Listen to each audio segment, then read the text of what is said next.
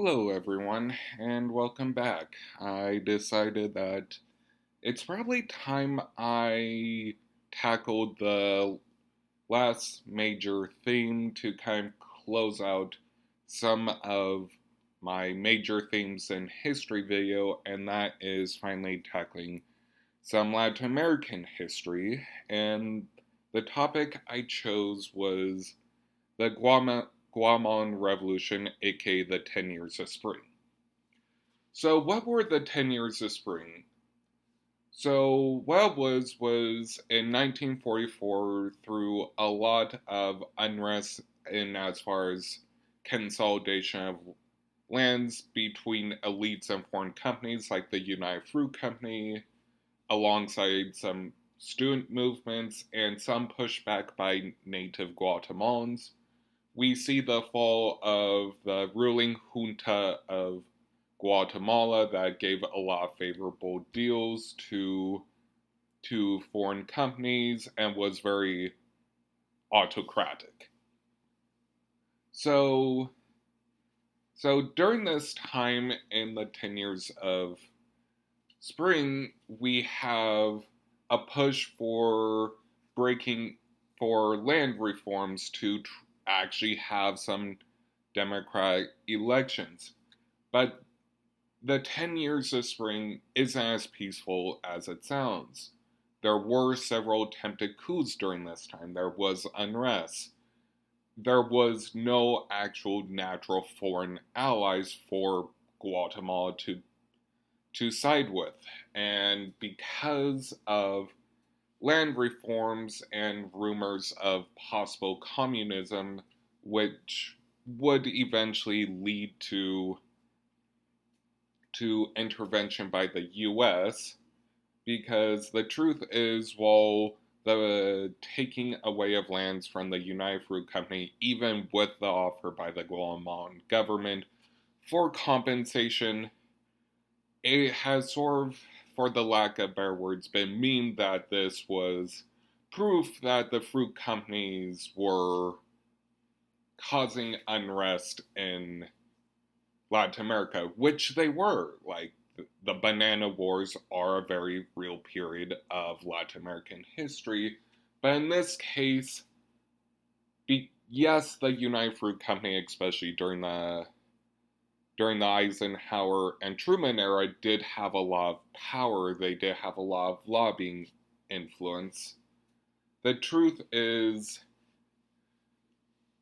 there were other interests in trying to break up a possible, as perceived, possible communist influence in Latin America. This was towards the end of the Red Scare, still in the middle of the Lavender Scare, but that's part of LGBT history. This was part of an overall interventionist period of U.S. history under the Eisenhower regime. Now, and again, Jacobo and his predecessor weren't that secured in power. While the 10 Years of Spring did see a lot of push for democracy, the fact is there were no consensus on what the land reform was going to be. Because up to this point, Latin America was overall going through what is a very cyclical period of history where there were consolidation of power and by autocratic forces that also included wealth. And while there were revolutions to redistribute it, it still was turning into a cyclical theme that has been very much written about.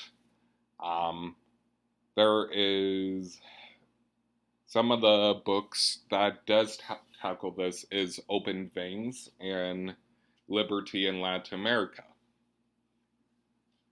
So, what did kind of bring down the 10 Years of Spring, if if it looked like there was going to be some actual reforms. Well, even before U.S. intervention, Guatemala was kind of on its own foreign policy-wise. And even then, with what little influence the Catholic Church still had in Latin America, even during this period, because of the overall more secular lean of the Revolutionary Party in Latin America, especially in Guatemala, it did leave the Vatican not being very open.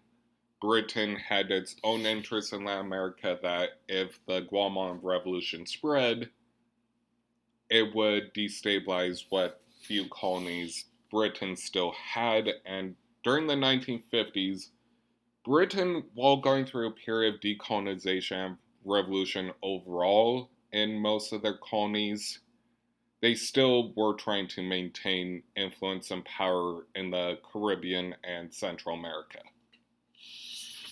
Alongside that, you also have the fact that because of natural Latin American rivalries and all that stuff, alongside there still being a lot of strongmen in Latin and South America with some influence by the US, not a lot of people were leaning towards siding with Guatemala. Alongside that, there were still a lot of conservatives in Guatemala and conservative student groups that did keep a lot of unrest alive, especially those who were exiled during the revolution. The key part of all this really is the CIA and the United States.